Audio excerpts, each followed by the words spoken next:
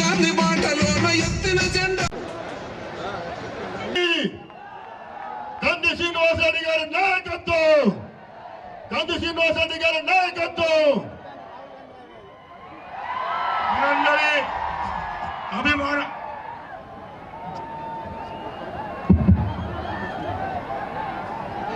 భారత భావి ప్రధాని పెద్దలు కోరుతున్నా అందరినీ కూడా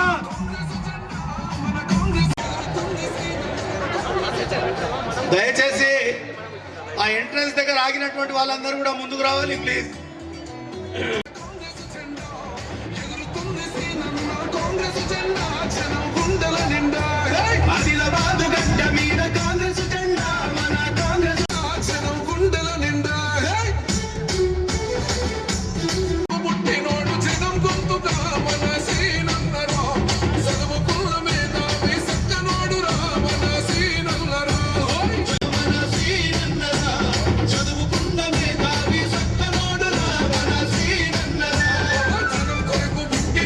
రాహుల్ గాంధీ గారు ప్రసంగించబోతున్నారు కనుక అందరూ కూడా 40,000 పైన ప్లాట్లు పంచింది ఆదిలాబాద్ పట్ట.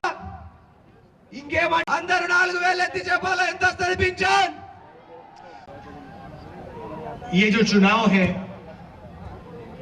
ये दोराला तेलंगाना और प्रजाला तेलंगाना के बीच में लड़ाई है.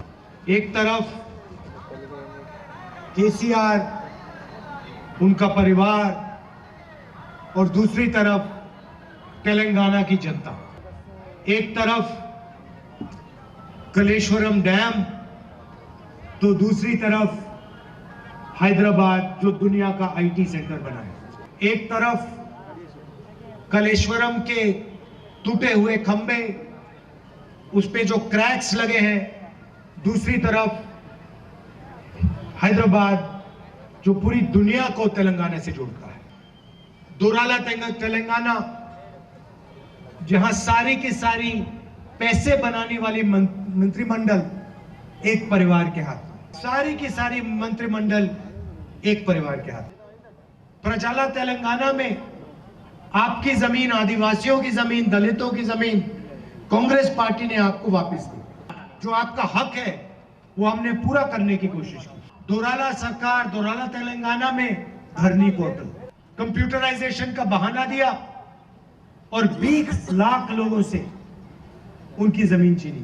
जहां भी देखो तेलंगाना में आपके चीफ मिनिस्टर और उनके परिवार आपसे कहीं ना कहीं से पैसा छीनते हैं. दलित बंधु स्कीम देखिए उसमें 3 लाख रुपए का कट इनके एमएलए लेते हैं. 8,000 किसानों ने आत्महत्या की है दोराला तेलंगाना में. तो ये है तेलंगाना केसीआर का तेलंगाना, जहां आप अपने नेताओं से मिल सके, जहां गरीब से गरीब व्यक्ति को इज्जत मिले, वो तेलंगाना आपने देखा. और उस सपने को केसीआर और उनकी पार्टी ने नष्ट कर दिया, खत्म कर दिया.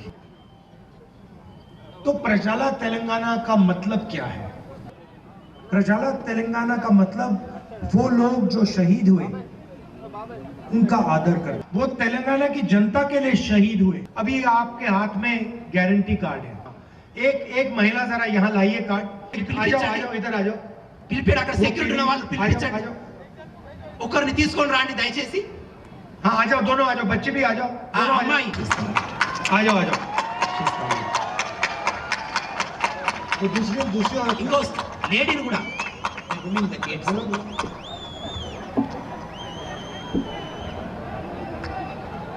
అక్కడున్న పోలీస్ వాళ్ళు కొద్దిగా సహాయం చేసి వారిని ఇక్కడికి పంపించండి ప్లీజ్.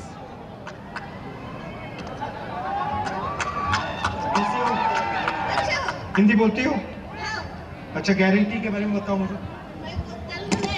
तेलुगु नहीं आती, ठीक है. हिंदी में बोलो, बताओ. गारंटी की तरफ से अपन जो करते हैं वो करते हैं. घरों को महिला देते हैं. सबको हिंदी आती है. तो महालक्ष्मी स्कीम में क्या मिलेगा? 2,500 मिलेगा. और गैस सिलेंडर 500 रुपए. गैस सिलेंडर 500 का. और बस में सारी महिलाएं फ्री के लिए जाएंगी. बस हमको फ्री। देखिए ये जो है ना, ये सिर्फ वायदे नहीं है, ये कानून बनने जा रहे हैं। कानून कैसे बनेंगे?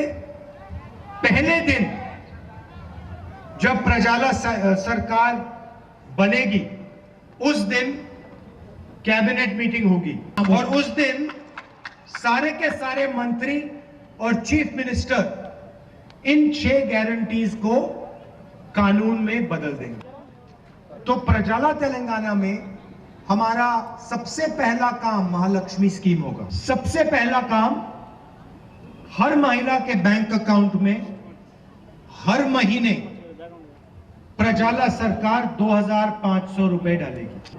आज हमारी माताएं और बहन 1200 रुपए के लिए सिलेंडर खरीदती है। प्रजाला सरकार के आने के एकदम बाद गैस सिलेंडर 500 रुपए का हो जाएगा। सरकार आने के एकदम बाद तेलंगाना की कोई भी महिला को तेलंगाना की बस में एक भी रुपया नहीं देना पड़ेगा। तो 2500 रुपए महीने के, 700 रुपए आपके गैस सिलेंडर में बचे और 2000 रुपए आपके बस में बचे।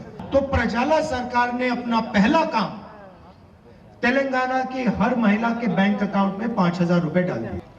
दूसरा काम, किसानों की मदद करना, किसानों की रक्षा करना। हम किसानों की आत्महत्या को बंद करना चाहते हैं और मजदूरों के बैंक अकाउंट में 12000 रुपए प्रति एकड़।